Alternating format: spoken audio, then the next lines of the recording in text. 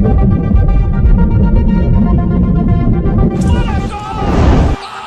everyone, Mr. Devil here, Kenny Danico, 3-time Stanley Cup champion of the New Jersey Devils, and you're listening to the Uncle Pucker's New Jersey Devils podcast. Let's go Devils!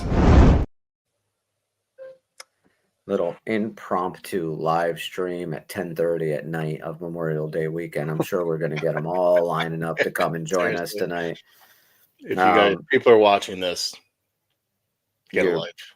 Yeah, you need one more than we do. You get a better life than we have. Oh, fucking dude, work was just stupid today. Like I don't ever want to go back. I'm so tired of it. I honestly, all I kept thinking about today is getting home and doing this, because it's like, this is where my happy place is. I can, there's no stress. There's just hanging out with my buddies, talking shit, basically. And that's all I like to do.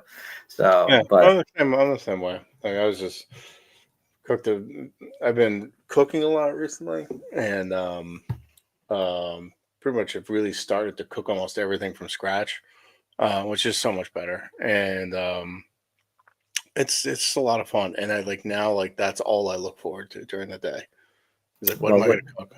What do you plan? Do you have any plans for this holiday weekend? You doing anything? No, not really. Just, it's a good weekend to get a shitload of stuff done around the farm, like stuff, like there's always stuff breaking, stuff needs to be cleaned up, forever beating back the encroaching wilderness on our property, which I feel like is also kind of a metaphor for my life. But I do want to see the new movie that came out with Tim Robinson and Paul Rudd. It's called Friendship. Tim Robbins or who's Tim Robinson? Tim Robinson. Who's that? You know who Tim Robinson is? He's like the guy that's in every single meme on the internet. They're like, "You sure about that? Sure about?" I'll look him up. But okay. So if you haven't watched his show, I don't know if some people who I share a similar humor sensibilities with absolutely fucking hate his show, and some people that I share that with love his show. I think it's pretty funny, but I also am pretty easily amused. Like, is it a YouTube show or is it like an actual show? It's on Netflix called I Think You Should Leave. Okay, is it like a sitcom? Like it's sketch. It's more sketch comedy type of stuff. Like he's like the first skit is it's largely skits, but they're kind of longer form skits. They're not like 3-minute skits. It's Chappelle Show-ish without the stand-up, but so like the first sketch I think in this entire episode is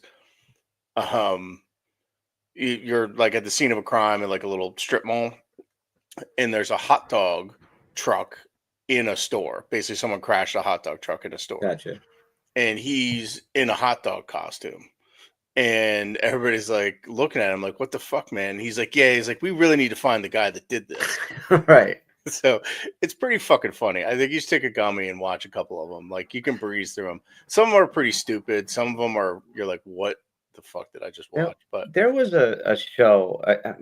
Why it might have been. I'm trying to think of it was a sketch comedy one. I think it was one that was on MTV. It wasn't Mad TV. What was the one that was on MTV for a while? Oh my God! Like I was like Kids in the Hall. No. Not Living Color. That was not Living Color. Not Kids in the Hall. This was oh my God! Not Mad TV. This was a different one that oh my God! I can't freaking remember what it was.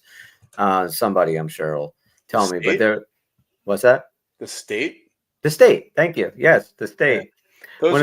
Aren't those the same guy that do like Reno 911? Yes, like they did that. They were all in Reno 911. They were in the fucking Wet Hot American Summer. Yeah, they did that. God, so there's this one skit. It's so dumb, but I every time I've seen it, I just crack up. So it's like 3 guys in their apartment. They're all roommates, right? And the one guy opens up a bill, and he's like, "What the hell? Who the hell spent $500 calling New Delhi?" Yeah. He's like, "This is ridiculous." So he's like, he yells at his buddy. He says, "Did you fucking call India?" He's like, "Who the hell? No, I didn't do that."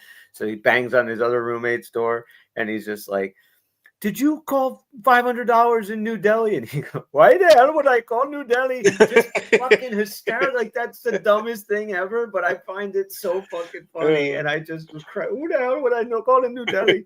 So fucking funny. The state was great. It's like, hey, we're trying. It's the same, it's absurd. It's absurd situations. It's pretty funny. Like, he's one of his sketches. He's like a contestant on a dating show, but all he wants to do is there's a zip line over the pool, and all the other guys are trying to like hit on the chick, and all he wants to do is ride the zip line in the pool. That would be me. And they vote him off, and he's like, "What the fuck?" He's like, I don't understand. What's it called? People. I think you should leave. I think you should leave. Okay. He was also in the Detroiters. He's from Detroit. So anyway, pretty funny shit. Before we get to hockey, did you ever watch on Netflix Love, Death, and Robots? No. So they have like 4 seasons out, and it's I believe different directors, and it's all animation, but it's all different stories. So they're like anywhere from 6 to 15-minute long little stories, and mostly science fiction, but there's some like horror stuff in there, and not all of them are great, but most of them are really good. I love watching them because they're just super fast and you blow through them.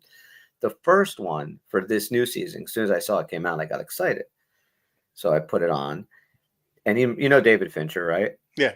So for people that might not know, he did Seven. He did whatchamacallit. I am so exhausted right now, so my brain is not working. So I'm just going to say that right now. Mashed potato brain. Yes. So the whole episode is a live show, a live performance from the Red Hot Chili Peppers doing "Can't Stop," but it's all in marionette form. So David Fincher directed it, and it's all marionettes, but it's the actual audio from the concert. It is so freaking cool.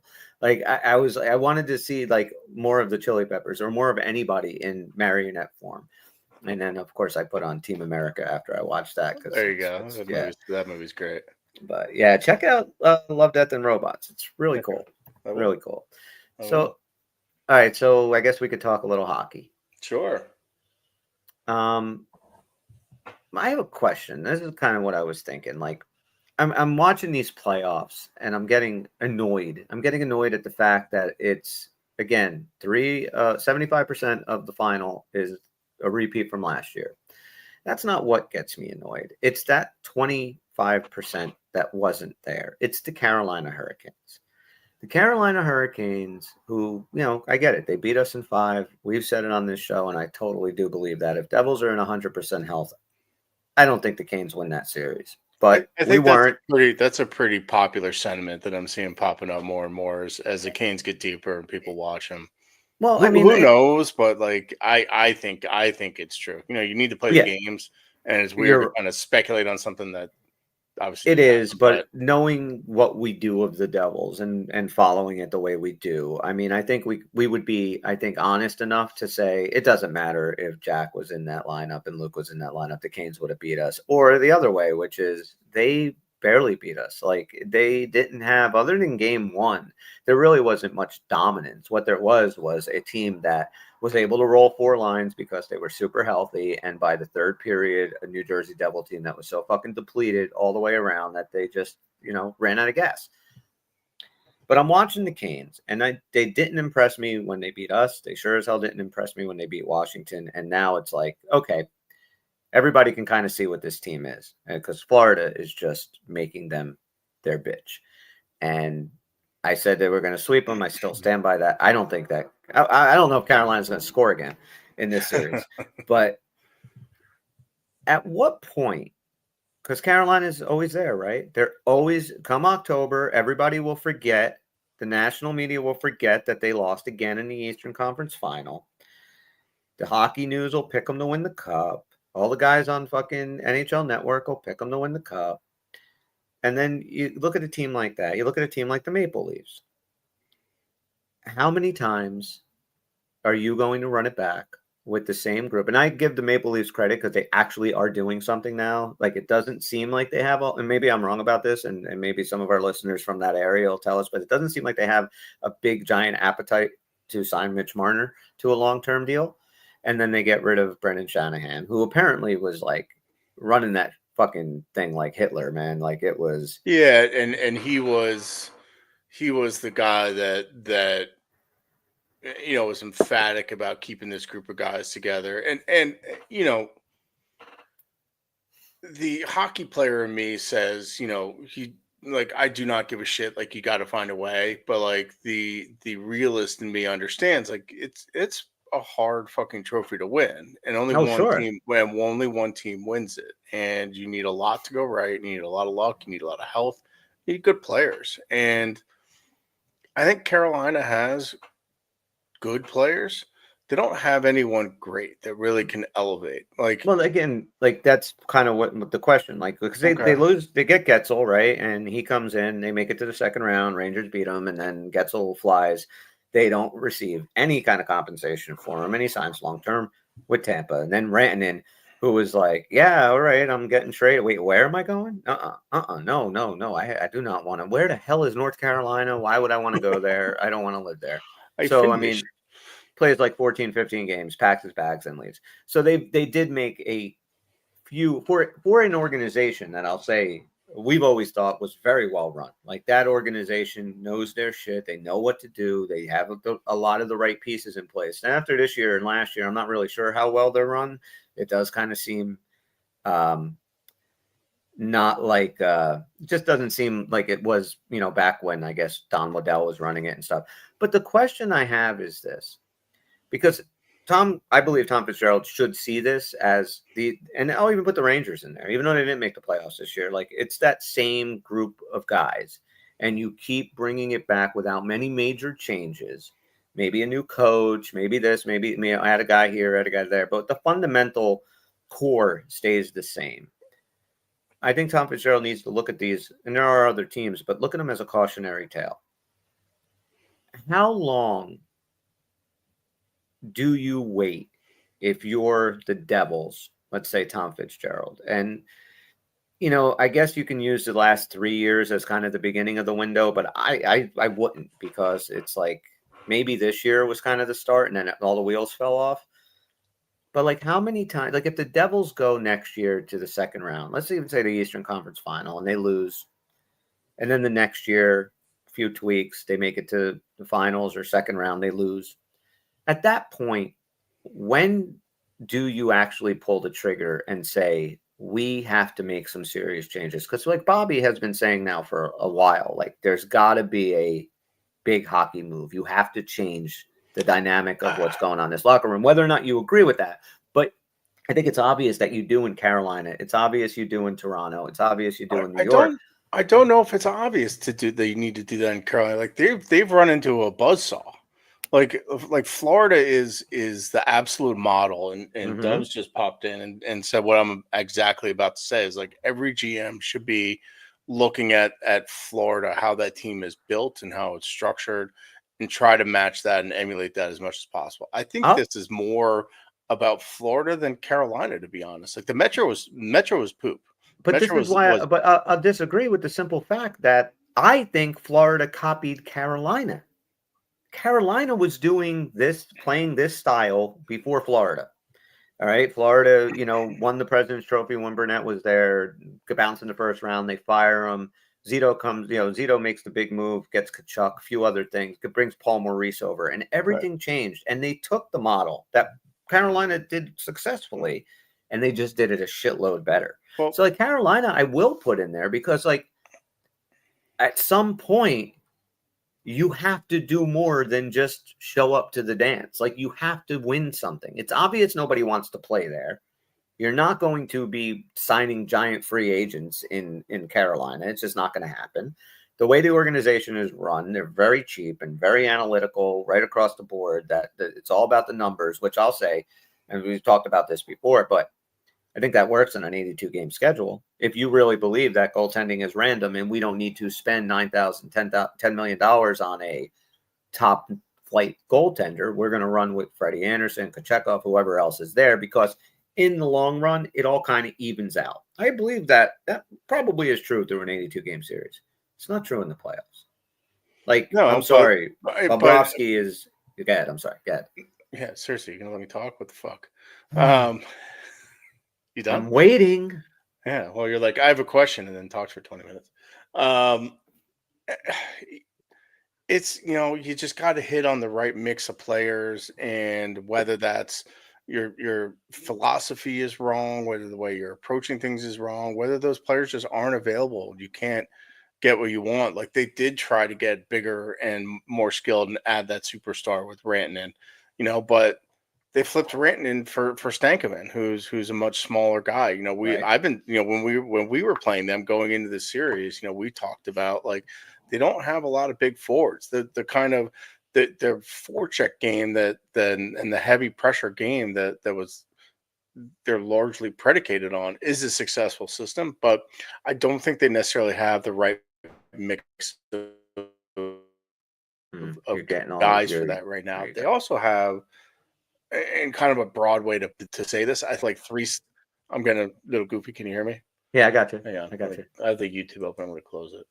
Um, I think they have three second lines and a third line. Like they don't have a first line. Like you look at their best players. Like Svechnikov was nasty against us, but he's been dog shit against Florida. So they have these guys that are good for little short stretches within the playoffs. But I think it's all kind of without being carried by them, it's kind of coming back down.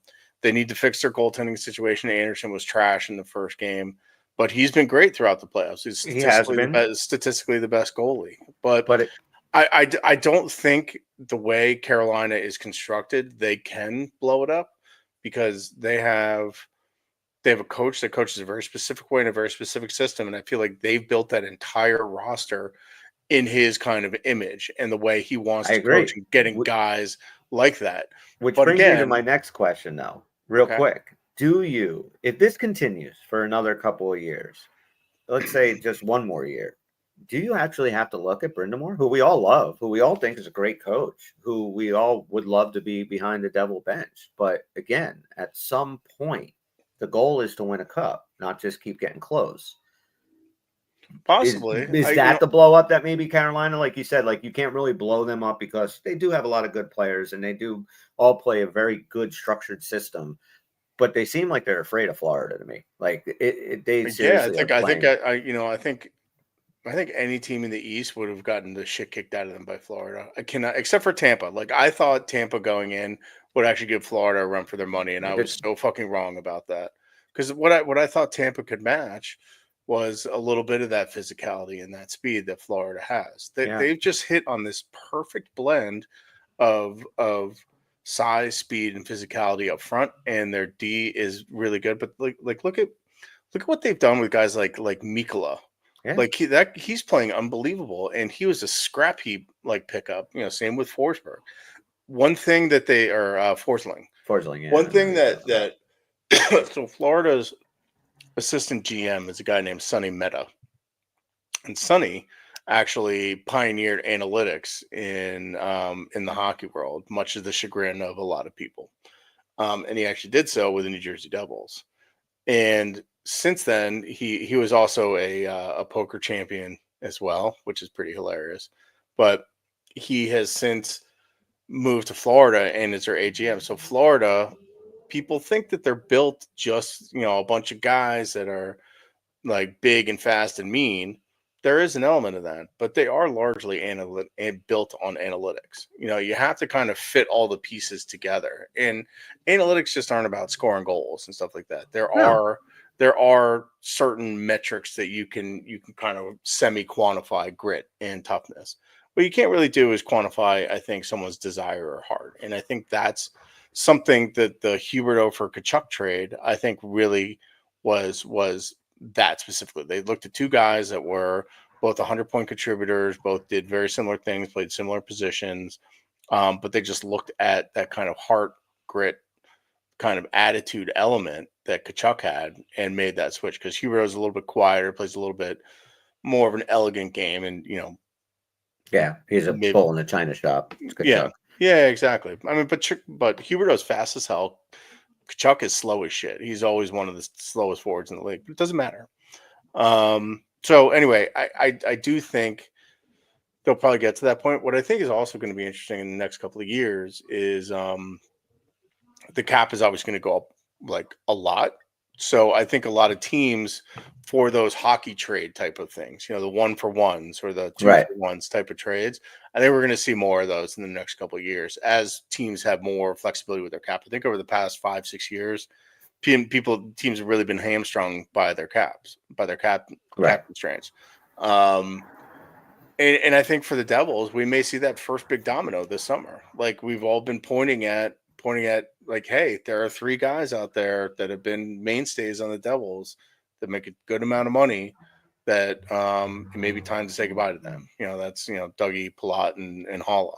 Right. So I think we could see that. And I think with the Devils, I don't see them giving up anyone with the last name Hughes. I think Nico is a lifer.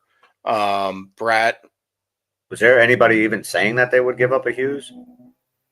Yeah, I got into it with a guy on Facebook the other day. It's fucking ridiculous. Because he said that we should trade which one, Jack or Luke? He said we should trade Jack. Right. It's this. He gets into his ballerina stuff. I'm just like, all right, enough. Shut the fuck up. I cannot wait because there's going to come a time, and maybe I'm hoping it's next spring, this time next year, that the Devils get into the playoffs at full health, playing good hockey. And when that happens, I want everybody that's talks shit about Jack Hughes I want to take their fucking number, because I'm telling you, I think come playoff, like he is now 2 years missed the playoffs, right? Like he hasn't been there. He's going to light it up. And then you bring his brother in. Oh my God. If Quinn gets on this team. Yeah. And I think Jack, for, however slight he is in size, like that kid's a fucking gamer. And like you hear so many people talk about it. And Jake Allen is actually one of the most well-spoken guys in the league, and is going to be a great analyst after his career is over. Yeah. He does unbelievable job on Sportsnet. Said he was floored by how competitive Jack is and how much he cares and how much he wants to win. It's that's pretty high praise, and to get singled out specifically by a guy like Jake Allen is pretty high praise. And I believe it. And I think Jack's game will evolve into. I think so too. Right? Yeah, he doesn't have the size right now. He never will be, but he can fill out. Like he's never going to be a 6'4" guy. Like exactly. It's just not going to happen. But he'll fill out, and he'll get stronger, and he'll learn how to when and where the right times to kind of take a little bit more of a risk, maybe put your body in a vulnerable position a little bit less and stuff like that. But the one thing about Jack Hughes that you see throughout the league is the amount of respect that the other players have for him. Mm-hmm. Like Jack Eichel was fucking really like distraught about when Hughes got hurt on that. Like he was like, they're buds. Like this is not something they just come back from being teammates. That's right. They were on the Four Nations together. And but Jack being healthy is such a big thing. Even like we say full health when it comes to the playoffs. Like I would have been okay with just Jack and Luke. Like if those two were in, I think we probably Carolina. I was texting with you and Tony, to actually put numbers behind why we think we would have beaten Carolina. I mean, we outscored them at 5-on-5, 10-9. What we thought going into that series, the complete opposite happened. I know. We outscored them at 5-on-5, 10-9, which is almost unheard of against Carolina. Yeah, right. Our play went 0 for whatever it went forever for, because we didn't have Luke or Jack, who are our best zone entry guys. And with Dylan and Siegenthaler out, our PK really suffered. And Kovacevic too. So with those 3 guys out, on our PK was a mess. So we can run that back over and over again. But yeah, I think healthy. They do need, this roster needs a little bit of work. But one thing Fitz has been able to do, and one of the things that I put in like he's good at this column, is being able to pull off-season trades that work really well for the team. And I'll tell you one thing I also like about and I'm not a huge Fitz guy. I used to be. No, neither am I. I think he sucks, but I'll tell you, the thing I really took away from his press conference at the end of the year that I liked was when he was just honest. Like, we have a lot of guys on this team, basically saying we have a lot of guys on this team that are passengers and just playing for a paycheck, and we need players, and we're going to go and get them. And I think that was like that blanket wake-up call. Like, you know what? Yeah, he wants a family atmosphere. He wants everybody to feel welcome and be included, and he wants that culture. But at the same time, he's not willing to sacrifice possibly winning a Stanley Cup for that. It Right. comes so, and I like that, and that's why. Like last year, we kind of knew like it's going to be Markstrom. We knew that and he'd pick up a couple of D men. We weren't sure who, but like I was excited for last year all season. But I think we kind of knew what he was going to do. I can honestly, I have no idea what he's going to do. No idea. Yeah, no idea. I mean, I saw two things today that we are probably going to be in on Bennett, whatever that means. And well, real quick, because Stubbs just wrote here. Where was it? It's a shame we won't be able to sign Sam Bennett. Did something happen? he didn't Is he sign an just extension. saying? No, I mean, I think the speculation out there that came out today was that there's going to be a team out there that'll give him $10 million a year, which is just, that's preposterous for Sam Bennett. Like, good player, like checks all the boxes for what we need, but I'm not giving that fucking guy $10 million. I don't think I'd give him over 6. I think I'd give him 7. You go to 7 for Bennett? Yeah, I think so. I think for what he does in the playoffs and kind of rounds stuff out, like I think 7.5 is probably the limit for him. Maybe that 10 shit is just kind of speculatory, but I think Bennett probably has maybe 3.5 good years left in him before. But like for me, it's kind of like, who gives a fuck? Like if we get him for 3 good years and we win a cup or 2 while he's here, I'll take that over having to cap dump him later. I don't care about that. Is there talk that we might actually be in on him? I saw one of the insiders tweeted like, yeah, the Devils would be in on him, but it's the same fucking guys that said we were in on everybody at the trade deadline. Right. So yeah, there's that. But the other guy that I saw, it sounds like Marchand, the bridge is kind of burned and in Boston. Yeah. Especially since they retained Sweeney and Neely. So I saw us as one of the potential 3 destinations for Marchand, which would be interesting. It's that type of attitude, and it's not like he's not an asshole in the room. Like everybody who plays with him loves him, and you can foster that kind of family and that community, and still be pricks on the ice, and still be really tight knit and close and sticking up for each other. Like that's what you want. Like that's what you want in a team. For a much less price point, no cheaper price point than you would Sam Bennett. Oh yeah, I would think Marchand is going to probably be in under 5. 2 for 5, maybe. Yeah, something. Okay, like that. So yeah. But all these UFAs, yeah, money's got to move out. Dougie's got to move out. Plot's got to move out. Hollow's got to move out, which I'm fine with. The way I see it, we have Timo, Nico, Jack and Brat, Gritsuk, and 2. I'll keep Mercer in there, right? So Gritsuk, keep Mercer for now, and have a 3C, and then we re-sign Glass. So we have Cotter, Glass, Nason as the 4th line. You'd put Nason on the 4th, not the 3rd. Yeah, Nason's a 4th liner. So if your 4th line then you said was Glass, Cotter, Nason, and then if Mercer is still here, which I think we all kind of agree that he probably won't be if there is some. He seems like a guy that's this is the summer he gets traded. I think apparently from all the rumors coming out, like he was in every fucking trade package that was out there. So we could send him to Nashville for O'Reilly to get that 3C. We could send him to Buffalo, send him to Nashville to play for Burnett. Well, send him to Buffalo to play for Lindy and get Tuck back in some way, shape, or form. It's funny you brought up Tuck because I think it was James Nichols, and he wrote an article here. Let me make sure it was good old Jimmy Nichols. Yes, it was. The Devils trade targets 3 forwards to address our scoring need.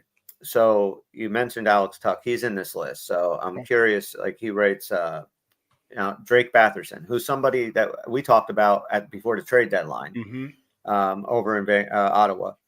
So it says here the Senators will be looking at goal scoring at our roster this offseason. However, it could cost them Drake Batherson. The 27-year-old forward is an intriguing option on the trade market due to his $4.9 million AAV for the next 2 seasons. Let's see. He's inconsistent in 24-25. He scored 26 goals, 68 points. Then it says here that because they have key pending free agents in Claude Giroux, Fabian Zetterlund, and Anton Forsberg, that Batherson will probably be the odd man out. So Drake Batherson, think about him. Yeah. Then Alex Tuck. The less distraction for the Buffalo Sabres, the better. If they can't work out an extension with Tuck early, it could be in their best interest to trade the 29-year-old forward. And we go over his numbers, but we all know who Alex Tuck is. And then this guy you mentioned from Vegas is Pavel Dorofeyev. Dorofeyev, however you say it. Yeah, Dorofeyev. Yeah. So Dorofeyev had 35 goals last year. It says here, he writes that the concern in Vegas is that their window could be closing. They have an aging roster with some monster contracts, and they're going to have to be dumping some guys. They need picks, prospects, and players. Subtracting Dorofeyev might seem counterproductive. However, he's one of the easiest contracts to move with 1 year left at 1.835. So that's what you get for him. So it would probably be a prospect, a draft pick or something going for him. Yeah, so send him Ethan Edwards. I don't even know who that is. So yes, let's send him Ethan Edwards. Ethan Edwards was in Michigan last year. He's another one of the Michigan defensemen. Okay. He was first power play guy in Michigan. He's a good player, good offensive instincts, good. He's a good player. Okay, we'll send him there. But I don't know what they would need if they'd want D or forward. Like our forward prospects is kind of a little. But whatever. At this point, I do not give a fuck about draft picks for the next 2 years. So if Vegas wants draft picks, so let's say we send him a prospect or a draft pick, and we get Dorofeyev for a couple of years, and then you still have. The big one, of course, is we're going to talk is Quinn Hughes. That's going to keep on going until he's actually in a Devil uniform. But if you can make a move for a Tuck or a Batherson, who would you go for? Tuck.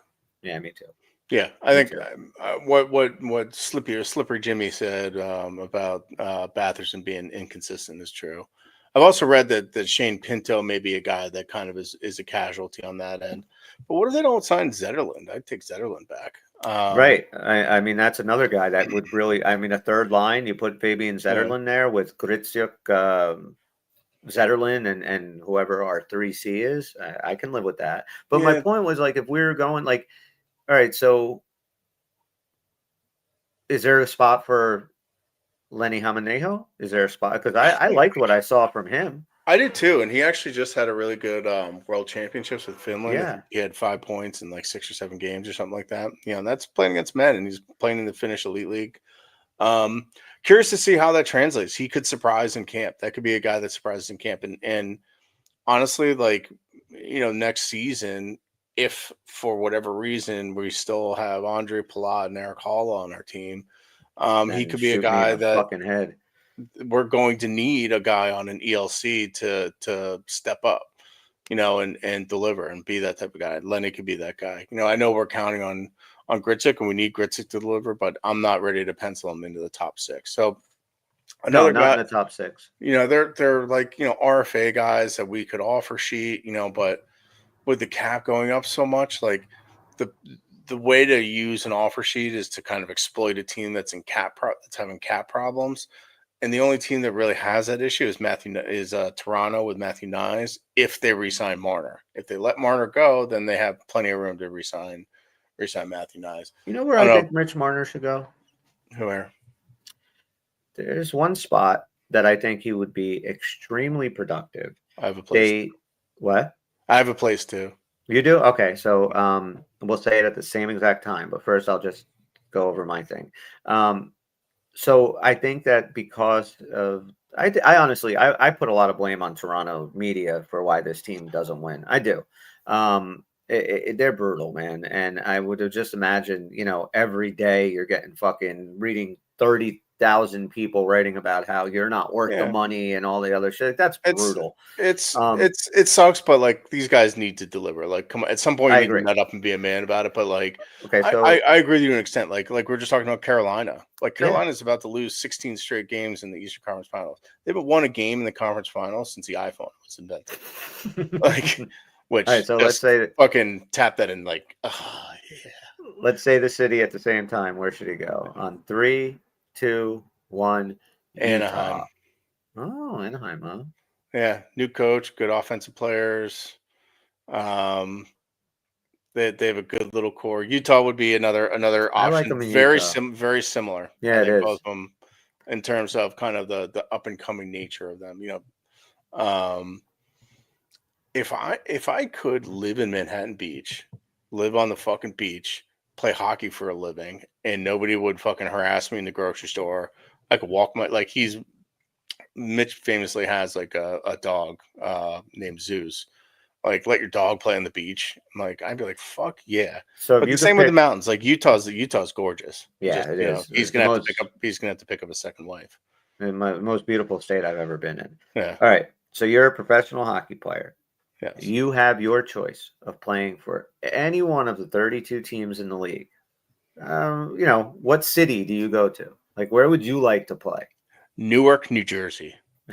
All right. Hang on, I'm frozen. I'll be right back. Yeah, When you do an ad read while I'm on back or something. yeah, we're good. I'll do that actually. If I have my ad read here. Sorry, drop the Febreze. I don't have the ad read here, so we're just gonna pretend I do it. Go ahead, hop out. I'm fine.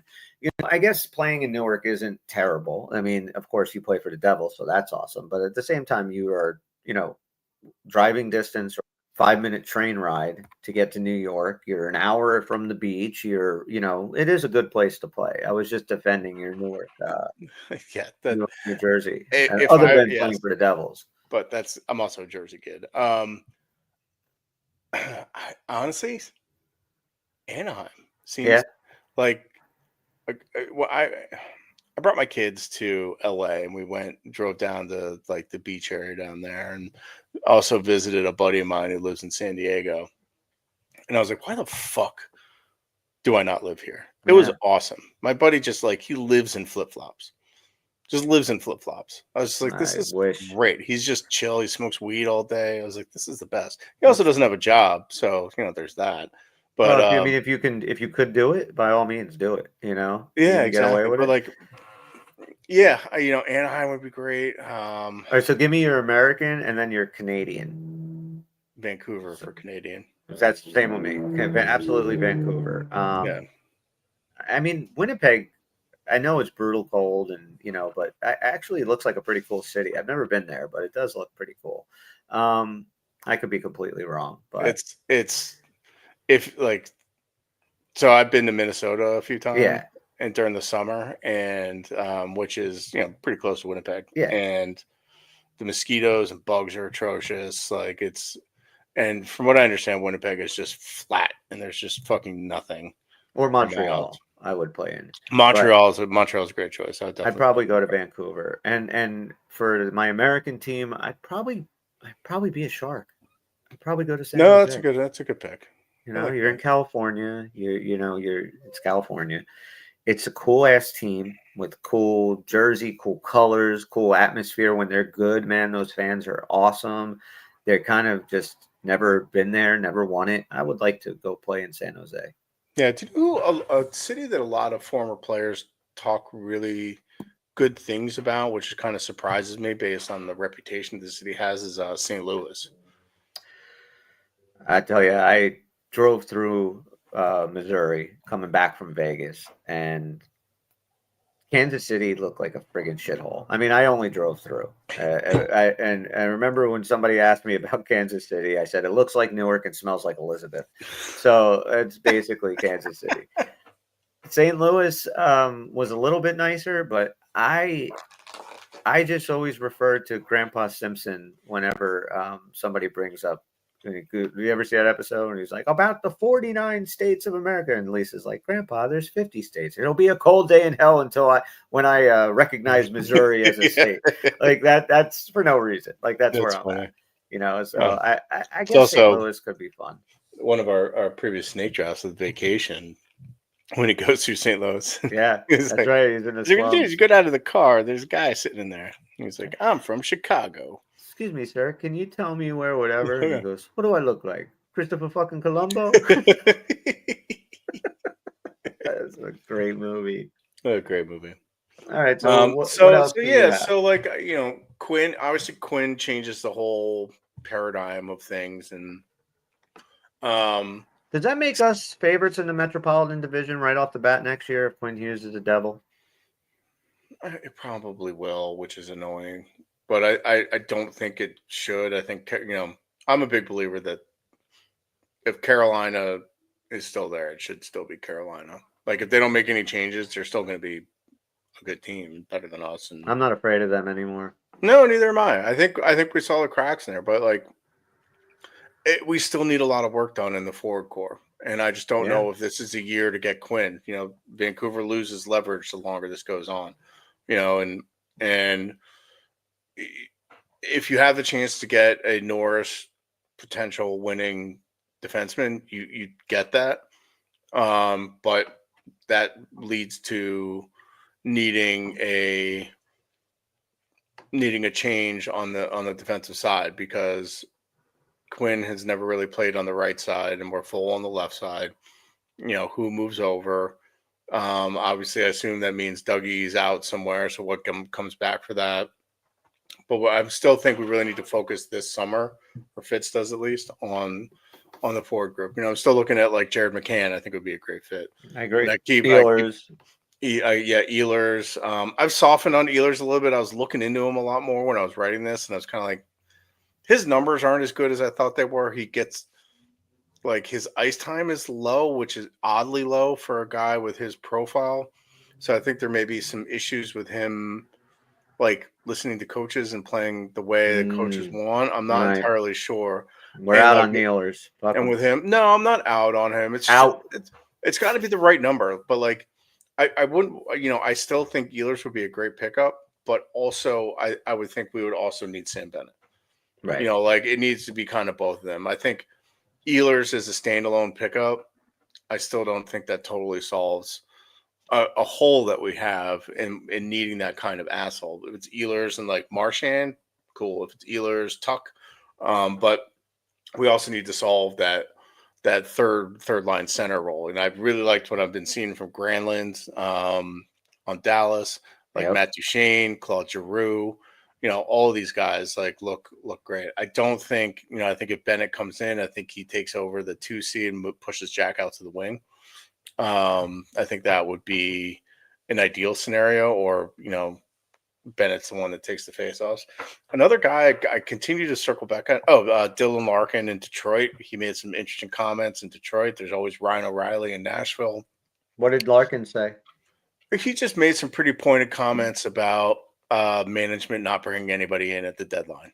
Mm-hmm. And then Yzerman, like he was kind of like, I can't believe they didn't bring anybody in at the deadline. And Yzerman was like, is this guy fucking kidding me? And they both said it at separate press conferences in public. Yeah. So, but Larkin's a Michigan guy. He's from Michigan. He's their captain. Like, I would find it pretty far-fetched if he would move, but it kind of perked up my ears a little bit. It was like, I love Dylan Larkin.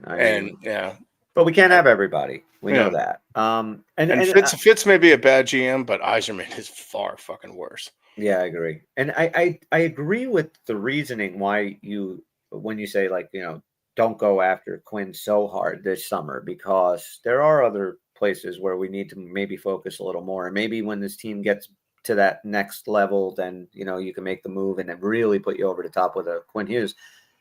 Well, just push back a little bit against that. I feel like if it's possible to do it now, you do it now, because all year, if Vancouver struggles, if New Jersey struggles or anything like that, all these guys are going to be hearing is about Quinn getting traded. And, once that happens, it's going to be, you're going to go play with your brothers, right? I think that Rutherford even took that little cat and took it out of the bag and put it down.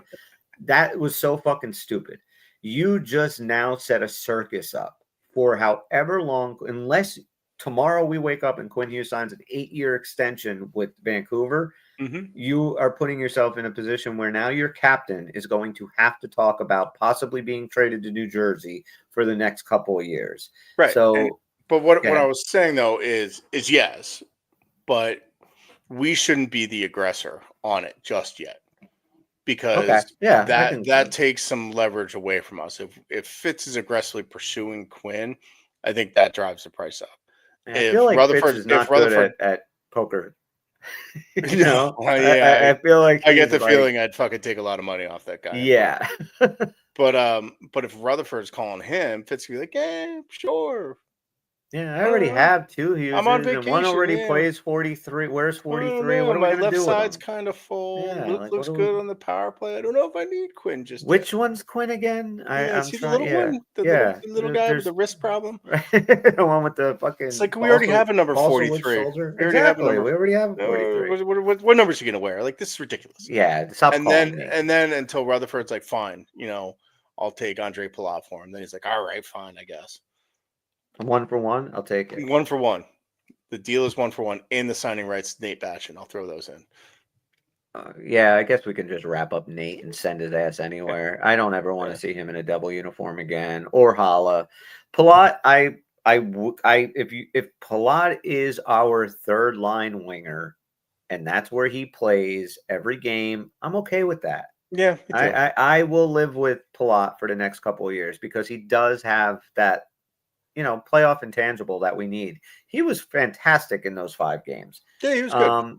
And he was fantastic. good. Maybe a bit of a stretch. But Okay, but we lost he in was 5. really good. So He was really good. nobody was fantastic. Nobody was I'll give great. you Our that. power play was dog shit. Brat was okay.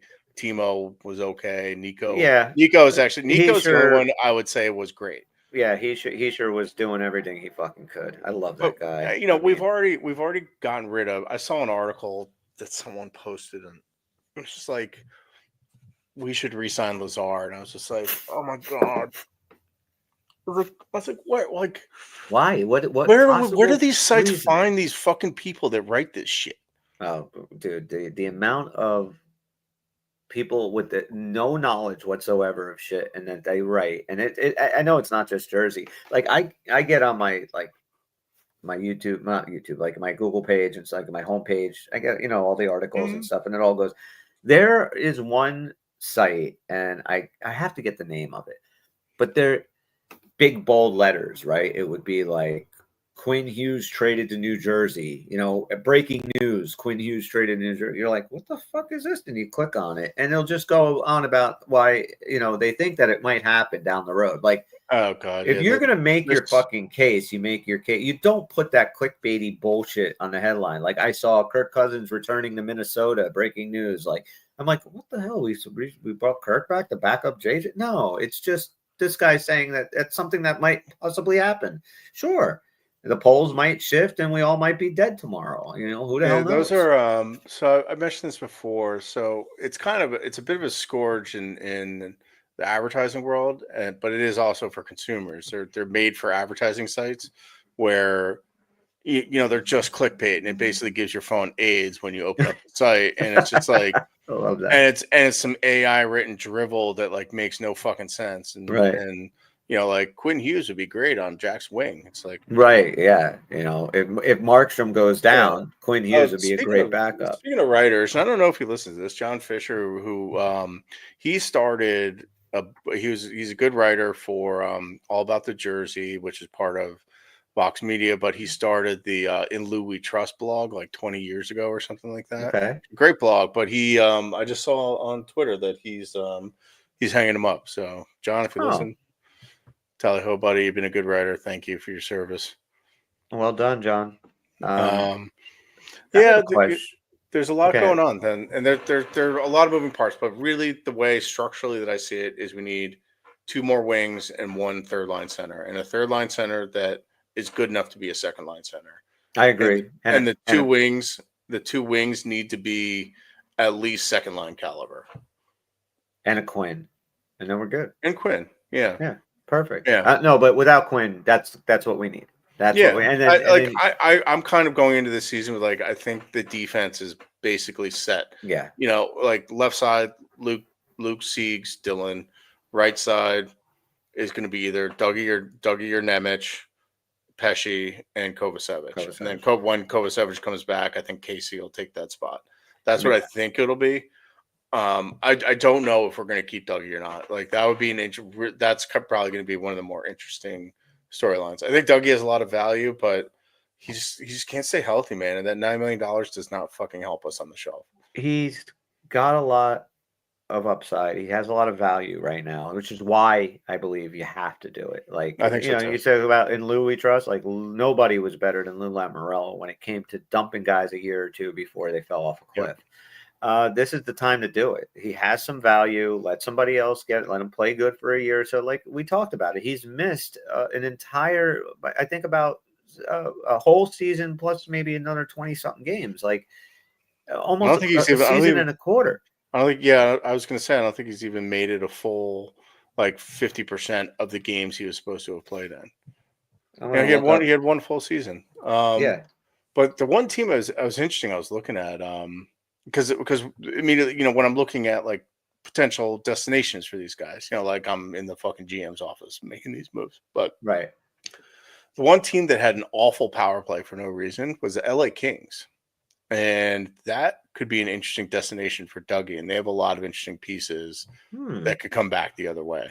I like that. Yeah, particularly a kid that I've always had a soft spot for is Alex Turcotte. Yeah, I don't know much about him. Yeah, I played for his grandfather at Lawrenceville. He died maybe 10 years ago, but he runs these Turcotte stick handling hockey camps. That's the hockey camps that I worked at with Martin St. Louis. Right. That's awesome. Where St. Louis made me sleep on the floor. I remember that story. Yeah. So Dougie Hamilton has been in the NHL now for 13 years. Uh-huh. How many seasons do you think he's played a full 82 games? 4. I know. I've looked that up before. Oh, you've looked it up. And he did for us. He did for us 22, 23. I know, but 2 of those or 3 of those might have been COVID season, so you can't. Well, I mean, but I don't care what he did in Carolina or Calgary or Boston. But let's go. 1 of 4 seasons for the Devils. He's been healthy. 21-22, he played 62 games. 22-23, he played all 82. And then 23-24, 20, and last season, 64. Yeah. We like 3. I think it was like over about 100 games missed out of the regular season. Yeah. The one thing that makes me believe also, and I think this can be part of Fitz's sales pitch on trying to get rid of him, if that comes up, is that they've been very kind of freak independent injuries of each other. The first season, remember he got hit with a shot in the face and broke his jaw. Then he tore his pec, which is a very random, rare injury in hockey. And then this last one was the lower body, is his leg. But like, I was looking at his speed numbers. Like he was well below 50th percentile in speed in the playoffs. But during the regular season, he's actually at 70%. He was actually faster this year than he was 2 years ago, which I found kind of surprising. But I think you're right about that. That was it's time now for Dougie to move on. Yeah. It's too bad. I appreciate him for opening the door for this kind of Devil's window. We wouldn't be here without him, but let's send him off to a place where he can go see some museums and maybe live a nice, quiet Dougie life. Look, he got $9 million because the Devils were probably the only team that would pay him that much. Is part of the reason why he came here. He also came here because, okay, it's a young, up-and-coming team. He could be a part of it. But that's why you overpaid for him, because it was that big marquee name. And if Hamilton signs with us, then other free agents might perk their ears up and want to come here. And for all intents and purposes, it has worked. Jacob Markstrom didn't want to come anywhere else but here. Guys, when they get here, absolutely love it. He served his purpose. Thank you. Goodbye. Yeah. Thanks. Here's go live on the West Coast. Yeah. Go live in Vancouver and have fun there. Have a great time. Go live in Vancouver. So I don't think Dougie's a guy that Vancouver would want. No, probably not. It's probably almost certainly going to be Nemec, which I really want to. I want there to be a world where Nemec is in our top 6 decor next year.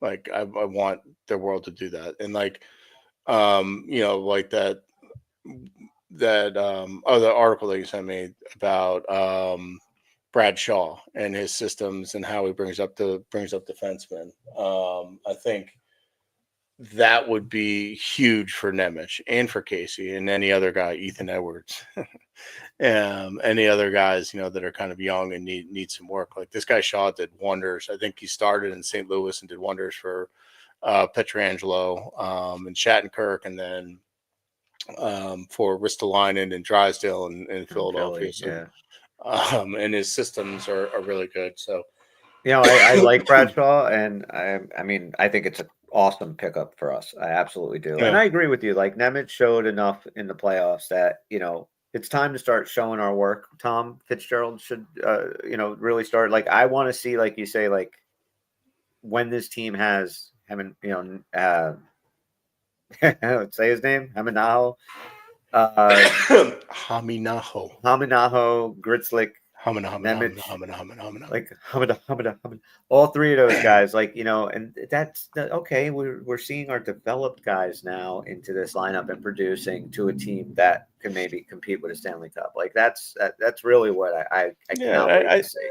And that's a hallmark of a good team. It's like we Yes. can't keep bringing in like veterans and old guys to block the young guys that we drafted. It's like, why the fuck are we drafting Right. if we're just going to do that? So we need Nemeth to step up. And kind of similarly with the goaltending, there's talk about re-signing Jake Allen, which would be fantastic. I love Jake Allen, great season, but we drafted Nico Daws in the second round a couple years ago. Like we've been developing him, we've been bringing him up, and like he's got a one-way deal. He needs to clear waivers. It's like what are we doing? Like I think he showed enough to be the 1B next year behind Markey. I absolutely do, and that's something like again, I love Jake Allen, but you got him here to kind of set the table, and now it's kind of set. We have Markstrom; he's our true number one, but Nico Daws earned this spot. Yeah, he has done. He has been the good little soldier since. I mean, when he was 21 years old, and he gets called in. We go through 7 goalies that year, and he was our best fucking goalie. Yeah, and Lindy Ruff drove him into the ground, and yes, he can't get double hip resurfacing. And I think the kid would definitely. I think he'd be fine. I would have no issues with Nico Daws as backing up Markstrom. He's got crazy eyes too, which I kind of like. I like that in my goalie. Yeah. So next year's schedule is going to be a little wacky. So that's the other thing is, I think he has the capability to take some pressure off of Markstrom because like the Olympics are going to happen in February, which Markstrom's going to be a part of. Yeah. So that's going to condense the schedule even more. They're doing whatever they're fucking doing in at UBS because Kathy Hochul complained about it, and then the Islanders got the first overall pick. Wonder how that happened. Weird. So there's a lot. I haven't heard shit about Fitz recently. I guess since the playoffs are still going. But that PLD, who's the goalie he got traded for? Kemper. Yeah, last year. That happened during the playoffs last year. Did it? Yeah. Yeah. I mean, look, any trades, they can happen now. Free agency, I can't wait for July 1st. That's going to be awesome. But all right. So, anything else you want to talk about tonight before we wrap it up and I go start the game? No. I think. It's just. You haven't started it yet. I haven't started. I know it was 1-0 Edmonton. I got a notification on my phone. I looked at by mistake, so I didn't know how it went. So, should I fast forward to like the third period or? No, you should watch the first and second and then turn it off. Watch the first and second, turn it off? Yeah, because nothing changes after. Nothing changes after the second. All right, then that's perfect. That's what I will do. Again, for all you guys, if you're watching us on YouTube, please hit the subscribe button, the alert bell. We're trying to build that YouTube channel up a little bit. Who do we have in there? I didn't open the YouTube. Dubs in there. Dubs in there. He's the only one that there's only a few people, but Dubs is the only one that talked to us because he's our buddy. Dubs, you're the man. Thank you. Yes, he is. All our listeners are awesome, and we appreciate the hell out of you guys. If you're listening to us on podcasts, wherever you're getting that, then a 5-star review, positive comment helps a little podcast that could. If you are interested in getting an Uncle Pucker sticker, which is our logo, which you can see behind me and Tim, just go to theunclepuckers.com and fill out the contact me info, and I will get that into the mail for you ASAP.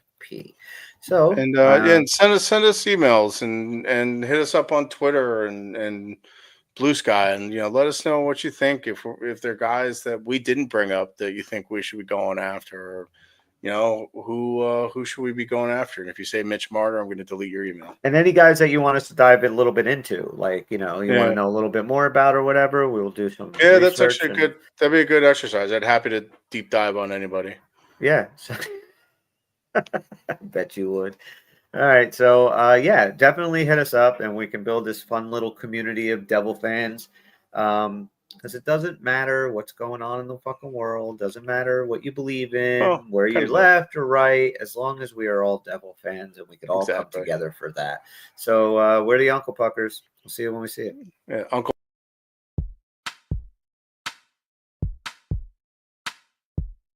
It's over, Johnny. It's over. We did get that message from